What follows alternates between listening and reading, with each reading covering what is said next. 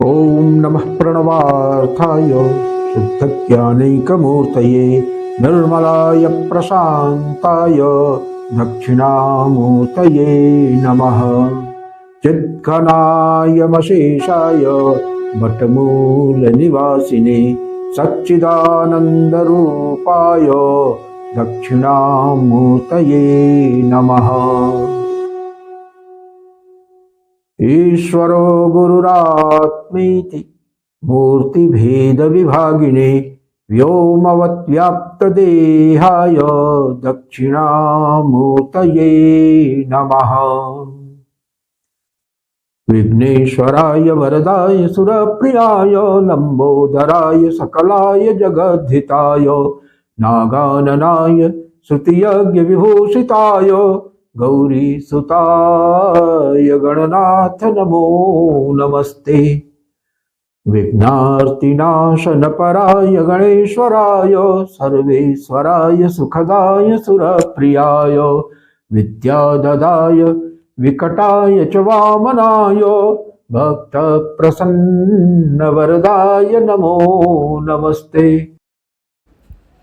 आप सभी को बहुत बहुत नमस्कार। ये वीडियो पिछली पॉडकास्ट जो हमने बनाई थी आचार्य विजय शंकर त्रिपाठी जी के साथ, उसके आगे का भाग है। और इसमें विशेष रूप से हमने श्री विद्या कल्पलता गुरुकुलम के विषय में चर्चा की है। और वर्तमान में वो काशी के किस क्षेत्र से संचालित हो रहा है, इस पे आचार्य विजय शंकर त्रिपाठी जी ने विशेष रूप से जो है कि प्रकाश डाला है। और अब आइए हम सब मिलके इस वीडियो को देखते हैं। सवाल यही आएगा कि जब गुरुकुल की बात हो रही है, ज्योतिष की बात हो रही है, कर्मकांड की बात हो रही है, तो जाहिर सा एक सवाल आता है कि ये जो आप शिक्षा दीक्षा पठन पाठन का जो भी कार्य है यहाँ पे, और क्या क्या विषय, मतलब ज्योतिष तो है ही और कर्मकांड भी, इसके इतर और कौन कौन से विषय हैं जो गुरुकुल में मतलब पढ़ाए जाते हैं। और थोड़ा सा अपने आचार्यों के विषय में भी यहाँ अगर आप चर्चा करें। और एक और सवाल कि वर्तमान में श्री विद्या कल्पलता गुरुकुलम कहाँ से संचालित हो रहा है, उस स्थान का नाम, ताकि हमारे दर्शक ये सौभाग्य प्राप्त कर सकें। और अगर यदि वो इच्छुक हो तो यहाँ आए और बिल्कुल देखें आकर गुरुकुल की कैसे जो है श्री विद्या कल्पलता गुरुकुल चलता है जी। तो देखिए, प्लान तो हम लोगों का बहुत कुछ है करने का जी, लेकिन थोड़ा सा संसाधन की बात आ जाती है जी, तो इसलिए उसको हम लोग फेज्ड मैनर में धीरे धीरे करके कर रहे हैं।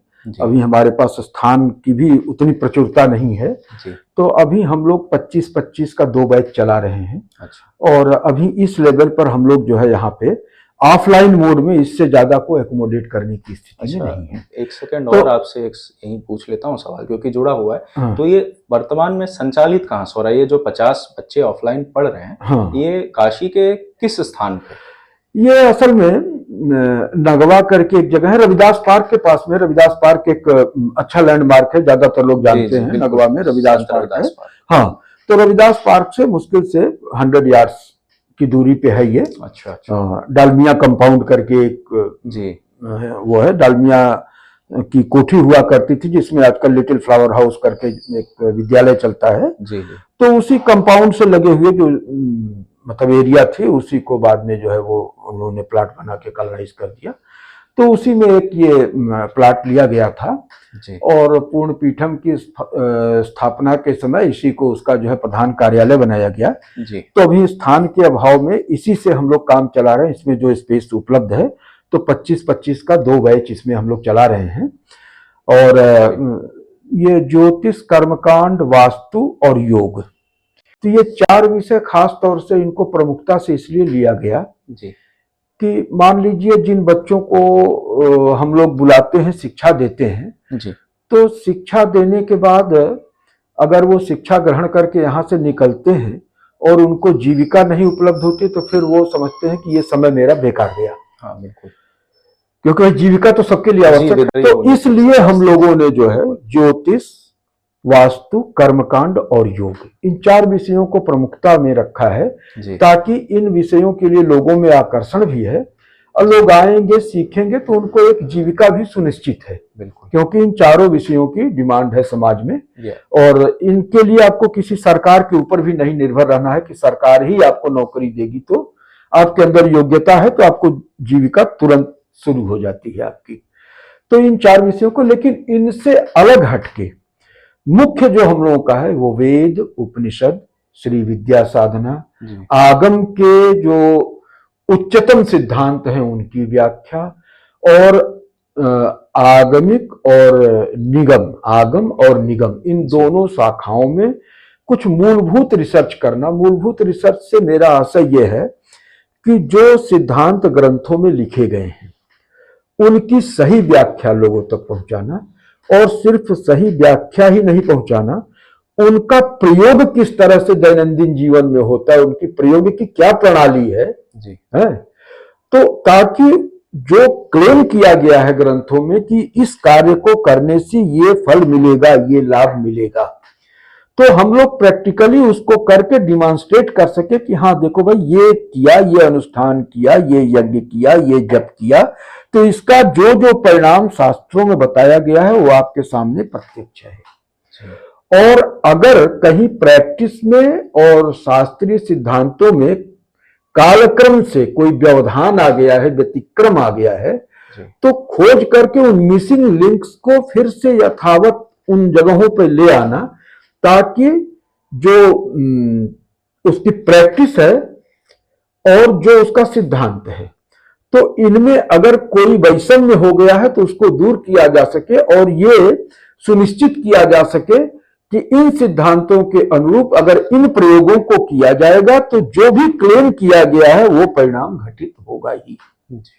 तो इस तरह से एक बहुत ही गंभीर शोध का विचार है, और उस दिशा में हम लोग अपने सीमित संसाधनों से ही सही लेकिन अच्छी तरह से जा रहे हैं, क्योंकि हमारे पास जो रिसोर्स पर्सन है, जैसे हमारे गुरुदेव की ही बात करें तो बाल सन्यासी हैं, और अभी उनकी उम्र भी बहुत ज्यादा नहीं है, लेकिन अभी तक वो तकरीबन 60-70 पुस्तकें लिख चुके हैं, और सभी पुस्तकें अत्यंत ही उच्च कोट की हैं, और कई एक पुरस्कार भी प्राप्त कर चुके हैं।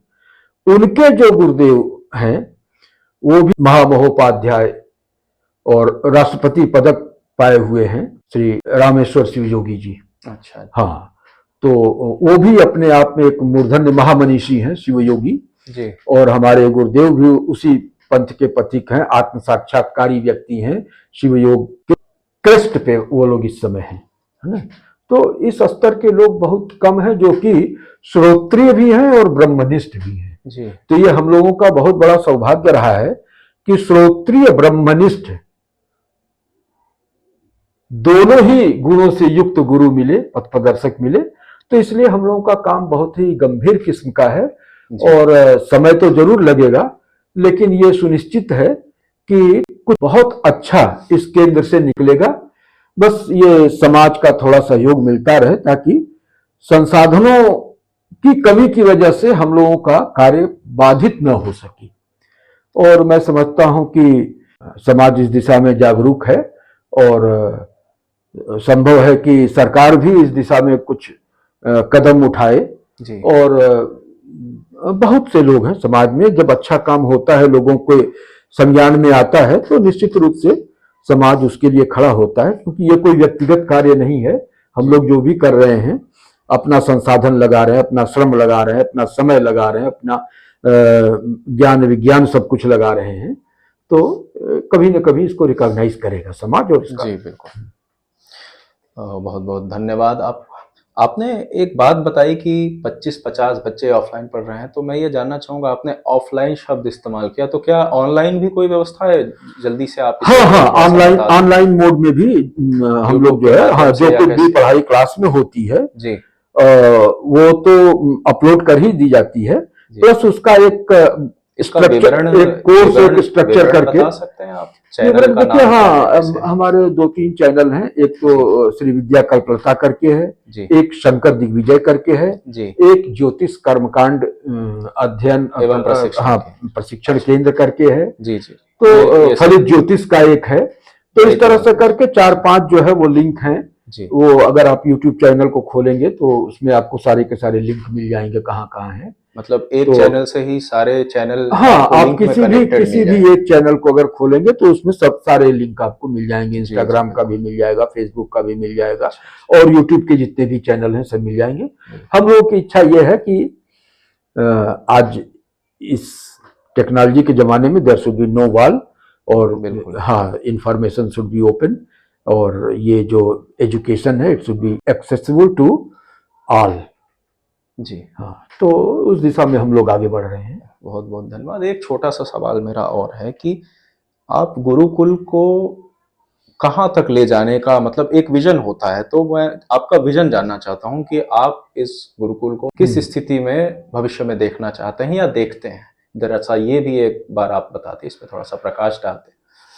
देखिए, विजन तो बहुत बड़ा है। जी, विजन तो ये है कि इसको पूरे हिंदुस्तान में ही नहीं बल्कि विश्व के कोने कोने तक पहुंचाना है गुरुकुल जी, की व्यवस्था को। जी, अब इसको ये तो निश्चित है कि हम अपने जीवन काल में नहीं कर पाएंगे, बिल्कुल। लेकिन यह है कि आज जो बीज बपन का कार्य हम लोग कर रहे हैं, तो आगे आने वाली जो हमारी आचार्य मंडली है, जो हमारे यहाँ से जो छात्र निकलेंगे, जी, तो वो इस कार्य को आगे बढ़ाएंगे, और अगर ये सत संकल्प है तो ये फलित होगा, ऐसा अपना विश्वास है जी, कि आज नहीं भले 25 साल लग जाए, जी, है?